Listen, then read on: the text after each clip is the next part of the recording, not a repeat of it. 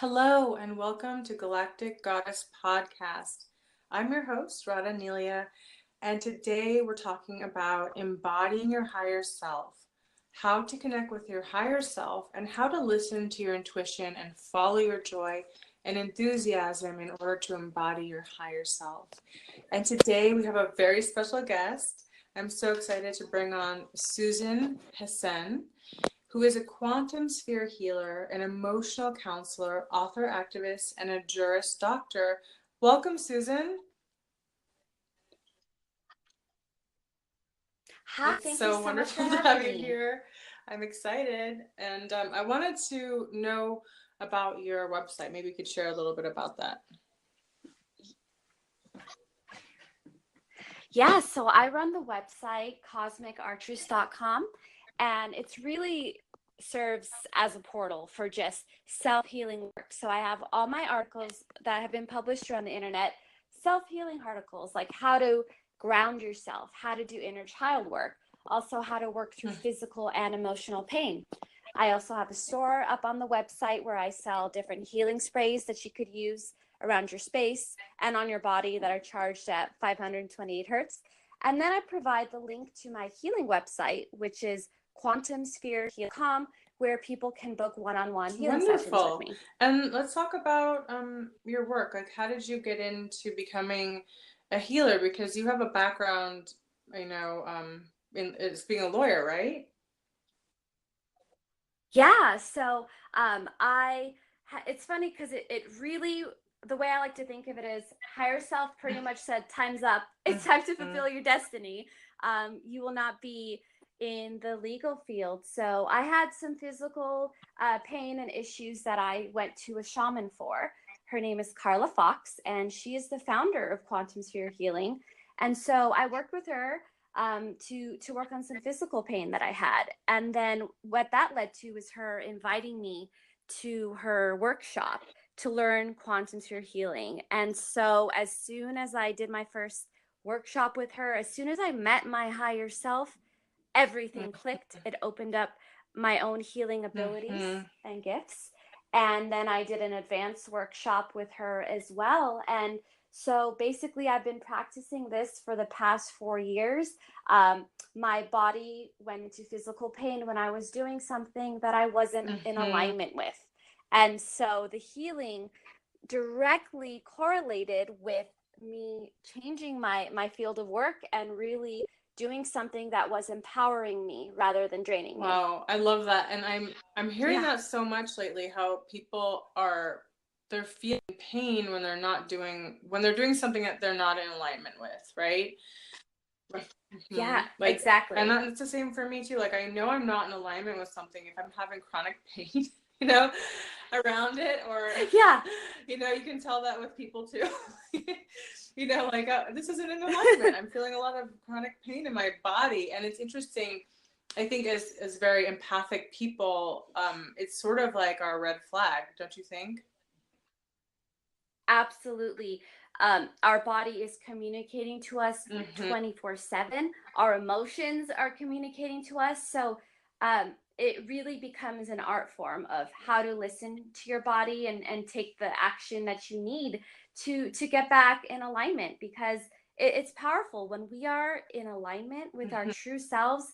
That's really where the magic I happens. so believe that, and I think that's where we're going, and Yeah. I think that's a collective lesson that we're learning, is like we've been Mm-hmm. sort of taught to not feel and just to do. It's like it doesn't matter how you feel. You got to do this. You got to do this. You got to do this. And we've been ignoring our spiritual side, our mental, emotional, physical, spiritual self, and the cost is, you can see, it's an epidemic in the United States of America where everyone is in pain and suffering and sick, and I think it has a lot of a correlation to people not honoring their true path or true purpose, or higher Yeah. self, as you said.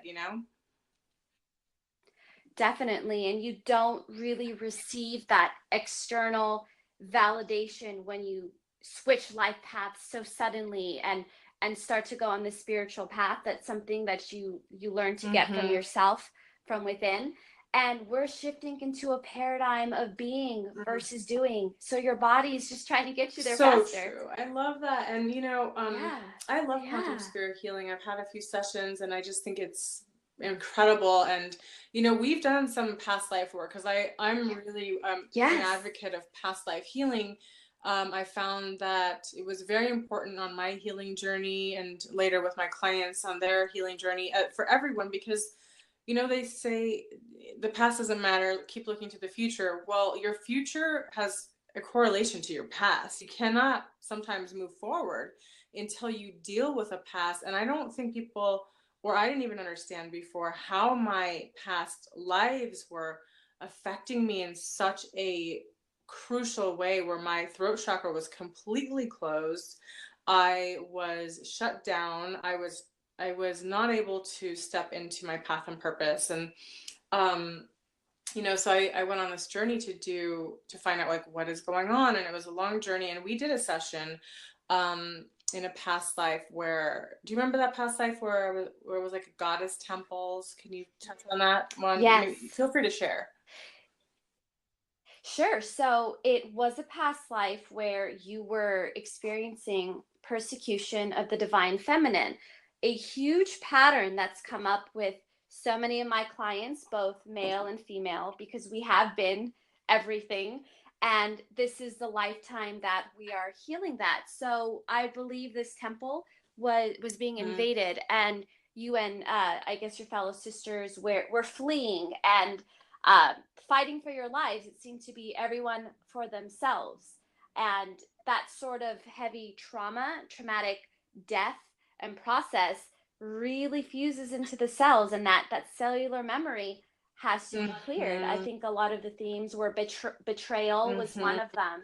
We get so many emotional Mm-hmm. themes and patterns just from a single past life. In this life, we're looking at betrayal, fear, it not being safe to be the Mm-hmm. divine. Huge pattern. So that's the thing about the past, is like when you do this kind of work, you're not just looking back and lingering in there. You're getting Yeah. information to learn more about your Mm-hmm. present, how to integrate it, and how to embody it. That's what we do with this Yeah, kind of it's work. so important. And I think, we both understand that we're nonlinear. It's like we're always working on past, present, Yeah. future, and parallel lifetimes. And the coolest thing in the world, and one thing I that has really opened up my consciousness and ability to love myself even more, is connecting to my higher self. Because oh my gosh, Yes. you've taken me, and I've it's just so beautiful. Like, higher self is just epic, and I mean, it's like, wow, I'm actually feeling like I'm just a droplet. I'm just a little tiny representation of her. And that Mhm. perspective is so healing, because then it's like there's not as much pressure. I feel like I just Yeah. want expression. I want to be everywhere all the time doing everything, but I do have other selves doing other things. Absolutely. And your higher self is, so higher self, as you and Mhm. I both know, is the version of ourselves who's planned this Mhm. incarnation, who's Mhm. guiding us. The way I was taught is that this is the version of ourselves that resides in the fifth dimension. And so, sort of like old paradigm thinking, when you die, you go to 5D, you go to life review, you're with higher self, you're learning about your lessons. Well, with ascension, 5D, the earth is ascending to 5D. So we're doing all of this work Mhm. now. We're doing the life review now, and we're learning to embody higher self now, because higher self is so huge, Mhm. multidimensional. And so, why I love the quantum so much is we are outside of time. We can drop in and out, get what we need to get from higher self to embody this Mhm. highest version. And so, um, part of what I wanted to bring in today was to tell people to not be intimidated about working with Mhm. higher self. This isn't some sort of concept that's so far away from you. Mhm. This is you. And your higher self is communicating to you through your intuition, through your feeling center, through synchronicities, right? Through Mhm. times. I always see 1, 2, 3 Mhm. on the clock, and that's how I know, okay, that's higher self. Through 1111, whatever it is, higher self is always here. And so all you need to do is call on Mm. higher self, call on her, call on him, however you Mm-hmm. want to call it. There's obviously no gender with the higher self, but I always do. I say, I just come to me, my beloved, when I'm Mm-hmm. starting a session to bring in the higher self, because I work with yours and the clients, my own, excuse me, and the Mm-hmm. clients. But before bedtime, call on your higher self when you're in a situation, in a meditation. I really want to encourage people to make this initial connection Mm-hmm. because it's So amazing. amazing. And you know, it's interesting, the concept of like walk in, you know, um, Hmm. because I feel like I'm a totally different person than I was even 5 years ago, and totally different person than I was 10 years ago. You know, it's like I keep feeling like I become a new person. It's like there's like a death and rebirth cycle that I keep seeing in myself, where I keep Hmm. dying. Part of me is dying, but then part of me is a new part of me is emerging. And the higher self is interesting because I felt I've kind of watched and seen how, like, as this other part of me dies, higher self is coming in more. And I just thought about that in correlation with like walk-ins, because that term is really popular. And so I muscle tested before, like, do I have a walk? You know, am I walking? Because sometimes I don't feel like I'm that person. I don't even know who she is. And it was like, yeah, but I'm like, but, and then I was like, is it my higher self that is walking in? And it's like, yeah, like, Right. yes. Okay. For sure. So it's embodiment. You're just Exactly. embodying more of higher self. And so higher self is the unstoried self. And so this life, death, rebirth process that's going on, you're just moving closer to oneness. That's what we're all Mm-hmm. doing here, right? With ascension. And so that's why I love talking about this, because this is what we're doing. We're embodying, Mm-hmm. we feel, and when we do that, we feel less of a charge. We're not stuck to the story and the characters in our lives who've hurt us, right? Or who've really inspired deeper healing. We're just here to be the highest version of ourselves. And we get to Mm-hmm. do that in form. How cool is that? It's an incredible gift, and Yeah. I'm enjoying this. I'm enjoying this, like, I would call it like second phase. You know, phase Yeah. two. It was really rocky. You know, it was really rocky before, and then the more that, you know, we call it the ascension process, or that we embody our higher self. And then there's been a ton of purging, and I think people that are listening can relate to that. That, like, even though you're doing this work on a consistent basis, like, you're gonna have ebbs and flows. It's not gonna just Mm-hmm. all of a sudden, like, I'm now magically floating like Kuan Yin. I don't even need a body. Like, your body is your ascension portal, and we are detoxing it like heavy. So, Yeah. you know, Susan, that, like, after a healing session, it's not, sometimes we feel great and sometimes we feel like absolute shit because we're Yeah. detoxing. And it's important that people know that, healing is such a crucial part of this process, because we're clearing it out, but also understanding that, like, hey, you're gonna have ebbs and flows. Sometimes you feel like there's a part of you, like I said, that's dying, and sometimes you feel like there's a new part being born, or you feel in between, or you can be like sick or have many symptoms. You know.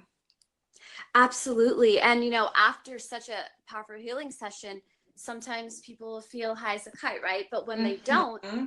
that that's actually, I think, the highest level of healing, because you're going into stillness, right? Mm-hmm. And people confuse that with anxiety. Yep. What you're really in is the integration period, and we gotta get used to that stillness. That's what we're bringing in Yeah. here. That's what we're anchoring. And so some people are like, well, then maybe this healing didn't work, right? Why do I not feel bad? Well, why do I not feel good? Well, because you're actually feeling. Mm-hmm. That's what's going on, and you're. So, after, what a good healer does is show people how to heal themselves. And so that's what you learn. The bad thing, quote, negative or bad things aren't just taken and floating away, right? You got to sit in what your body feels afterwards. And So that's the true. true power of that, integrating that stillness, That's so true. grounding and being comfortable in it. Mm-hmm. I think, yeah, we've been sort of taught in our culture to escape pain, to do Yeah. anything to cover anything, addictions, anything, and distractions. And here's the thing, the pain's going to chase you. You're never going to get away with it. And I found that just sitting with it, even though it's excruciating at times, and it has been excruciating, and I'm like, what? I don't want this. I don't want this right now, and I'm like, okay, I think my father told me before, like, just sit with it, like, go deep inside of it, and my mom told me that too, and so I never really want to do that, but when I do, I breathe through it, and it's like then there's this huge transformation and integration. It's like just breathe through the process. You don't have to achieve anything. You don't have to do anything after, if the stuff is coming up after a session, or if something's coming up in general, like ground with it. Yeah. Just be with it, and honor it, because it's telling you something. And even if you don't understand, like on a conscious level, our unconscious is always processing for us too, and we're deeply healing on so many more levels, I think, than we could even understand right now. Making room for higher self, and so all of this work is important, and pain is also part of it, but then on the other side, you get this feeling of deep relief and release and surrender, and it's just so Yeah. beautiful to just accept surrender. It's very hard sometimes. We want to always be in control, I know, and we've been taught to be in control, but that's how you get things done. But that's also why people are fatigued, and they're burned out, and they're tired, and they're not feeling good, because we also need to learn to surrender just as much as we push. Oh, amen. Absolutely. It's that surrender that is really so sacred. And when you do that, you are telling the universe you trust it. You are telling yourself that you trust it. You're letting the universe have the room to work its magic. And it's so important to give it that space and that trust. That's so important. Trust the process, and and then it's really good to have other friends that are going through it and talk to. You want to make sure you have your spiritual friends, and your healers, and all the great people that are really standing for this, and the people I consider that are really choosing to anchor, because it's a choice. It's always a choice. No one has to do anything. We can stay in the lane we're in, or we can move to another lane. It's really, healing is a choice, and choosing to step into our light, choosing to stand as an anchor of light, because we are creating new grids, right? Yeah, absolutely. And we've all made this choice to do this kind of work, or anything that we do on the highest level. Higher self has made that choice, right? So when you see people around you, say, not doing something that you think you want them to do, right? It's like, go into judgment, release. Yes. They've got higher selves too.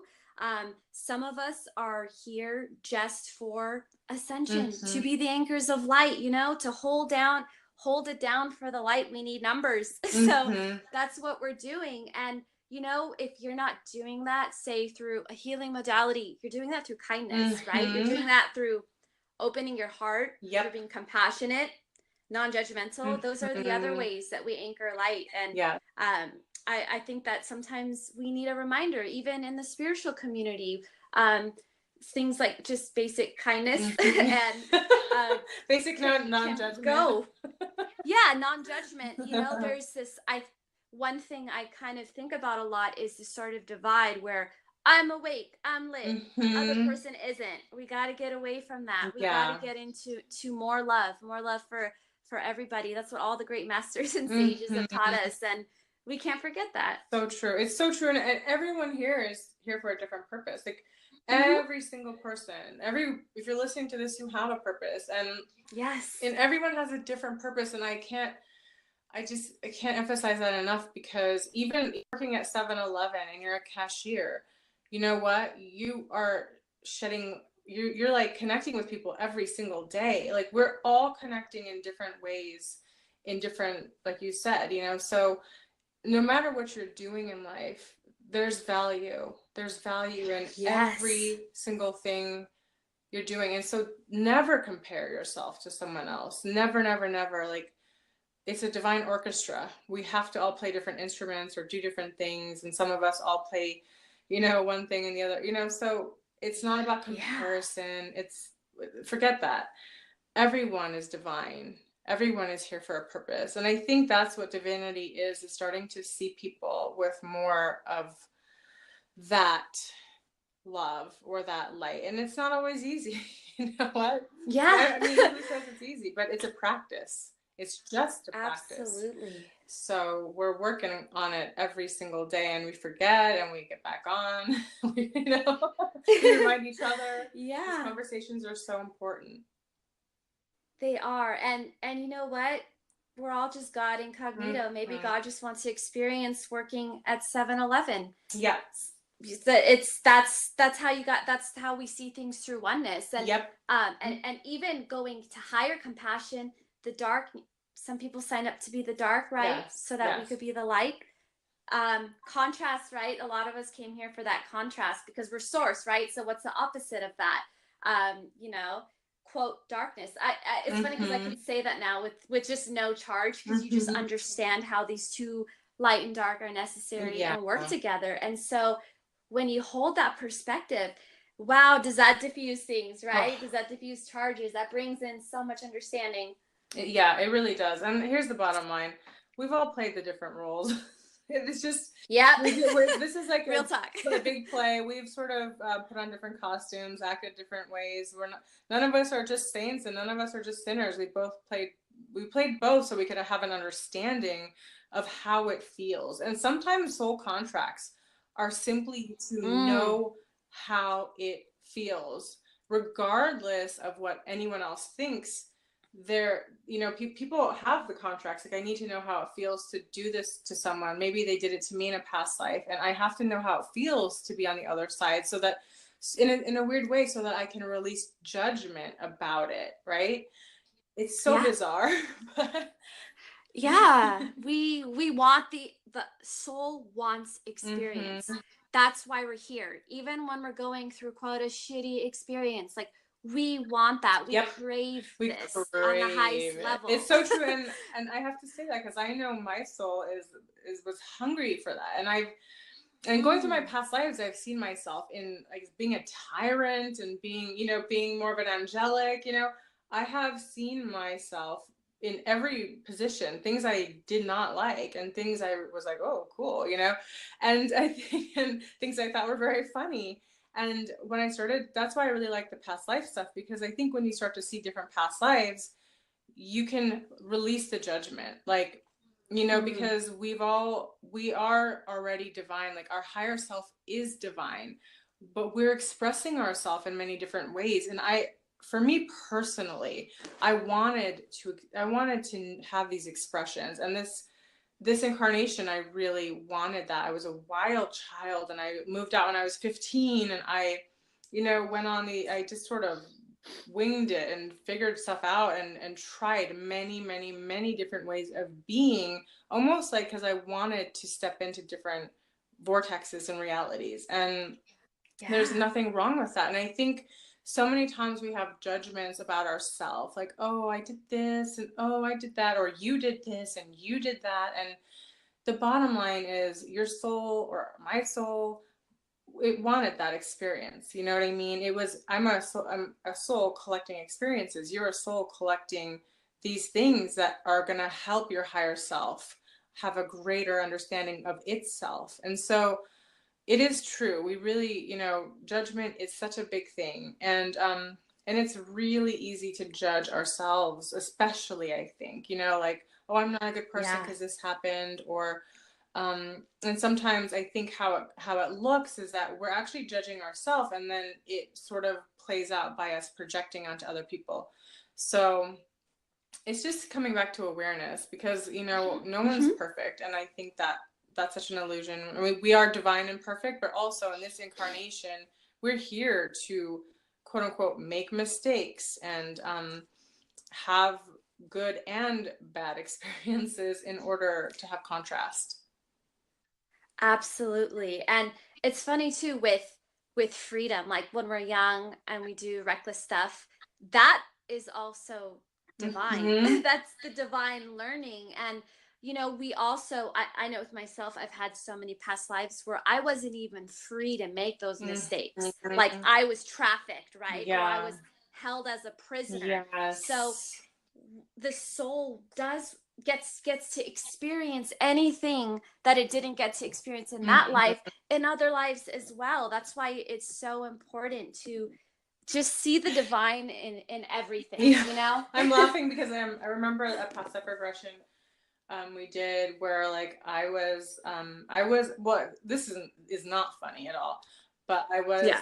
I was a child slave, and actually that Mm-hmm. affected me very deeply. I always wondered, like, why do I feel so protective of children, and and like their safety. It almost really that sort of like gets me, I can feel it so deeply in my heart, like, don't hurt children, like, please protect them. And Yeah. I just it affects me in a deeper way than I'm like, well, why would I feel this strong about this, and then going back, it's because I had been a child that had been trafficked, and had Yeah. died in as a sex slave, and Yeah. that trauma is so deep. And then the person who was the trafficker ended up on the other side where and we went into that past life, and then I also went it Mm-hmm. came up again in my Akashic records before, and so I've seen it a few times. And I was like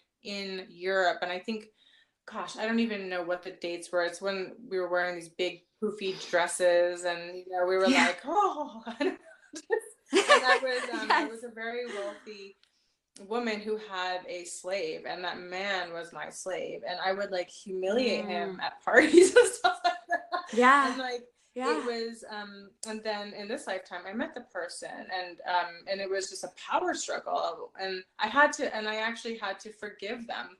I said, like, hey, I just want to let you know, like, I forgive you, and I hope you can forgive me. And I don't even think they know what I was talking about. Wow. And then I said, I think this chapter is complete because it's done. I'm at a place where I really can forgive you, because I've been so angry. I mean, ever since I met them, I've been angry at them. So I mean, and so like I Yeah. was like, I don't want to do that. I want to forgive you. I need to forgive you, if not for you, for my own self. And the irony of it, seeing it come to full circle, is such a beautiful thing. And I mean, yes, it's bittersweet, but yet there's so much healing in that, and the acceptance of, like, okay, you know what? I don't have to be traumatized over there anymore, because I forgave. And Yeah. even the things that were deeply in my subconscious, that were wounded, and every time I would see something about child trafficking, I would get triggered, like, so badly. It's like I'm still caring, but it's not like, it's not like that frantic feeling. It's like, wow, Yeah. we have to do something about this, and I'm going to participate. But it's not like I'm out of control. You know what I mean? And I feel Absolutely. that's so important, to come to full circle with our karma. Mm-hmm. And just that realization of oneness, that compassion you had, because not everyone has it figured out and actually meets the person, right, Mm-hmm. or knows all that information. But for you to reach that and release that judgment and see it worked out on the highest level, that's what sets us free. Mm-hmm. um Mm-hmm. that's how. And events in our life are allowing us to really, we don't really have to do much. Karma is clearing Mm-hmm. itself. We don't have the older notions of karma, just things are closing out as we move closer to ascension. And what we feel in our bodies, the things that we bring our attention to in healing, that's what does it. That's what accelerates us. So the importance of these past lives, they're showing you the emotions that you need to look at in order to, hey, get into that vibration of compassion, right? and Mm-hmm. and um and Yeah. that's how we do it. And it's really beautiful. And with, I just want one comment on the past life, with the trafficking. You went through that, you garner the empathy that has you do something about it in this lifetime, right? So some people might be numbed out to it, but not you, because you had that trigger, right? That past life. And so that's how we're able to be activists in this lifetime, to speak for the women and men whose voices get taken away through things like that. And to bless, right? To be, may all beings be free, to say that out loud and anchor it. May all beings be freed. May all beings be free. So beautiful. Wow. Wow. And gosh, that's just so beautiful. It brought so much joy into my heart when you just said that. And that's why I think you and I are so enthusiastic about this, because we want that. We want freedom. The freedom we want for ourselves is a freedom we want for everyone. The sovereignty, you know, I mean, that's what we want. That's why we do this work. And I think that, that's why we love sharing it, because we know what's possible. It's all possible on the other side, going through this. So. Oh, absolutely. I mean, this is a joy to be able to talk about this, to be able to do the work that I do, and to be free to do the work that I do. Because as we know in history, women healers didn't have it so easy, right? No, I couldn't. We know that. So to be the embodiment, and I know for myself, freedom has been a huge theme of my life since childhood. I could never understand why I wasn't allowed to do things. That innocence of freedom in childhood, something then we work out in teens, and then through the different career changes I've had to now, and to allowing people to discover their own freedom. I think that's so beautiful. And you do that for so many people with your work, with Goddess Code Academy, with this podcast. So thank you, sister. Thank you so much. I love connecting with you. You're such an incredible healer. I'll put the link up for your websites below. So people, if you want to reach out, connect, you've got to talk to Susan. And I want to talk to you for like another 2 hours, but we're going to get off this podcast and we'll circle back. We'll do this again. Thank you so much for coming on. And I think you had some tips you wanted to share, though, before we got off, right? Right. Yeah. So thank you again for having me. It's truly my favorite thing to talk about this kind of work. And I did want to leave with some few tips for embodying your higher self, to really round up the theme here. So earlier I mentioned making that initial connection, right? Feeling for higher self, calling out for higher self. Really set that intention. And breath, right? So important. Breathe into that attention. Now, the other things are things that we actually want to do, right? Following your enthusiasm. That's how you embody more of your true self, following your dreams, listening to that intuition. And when you feel in your body something isn't right or something's right, really just affirming that trust.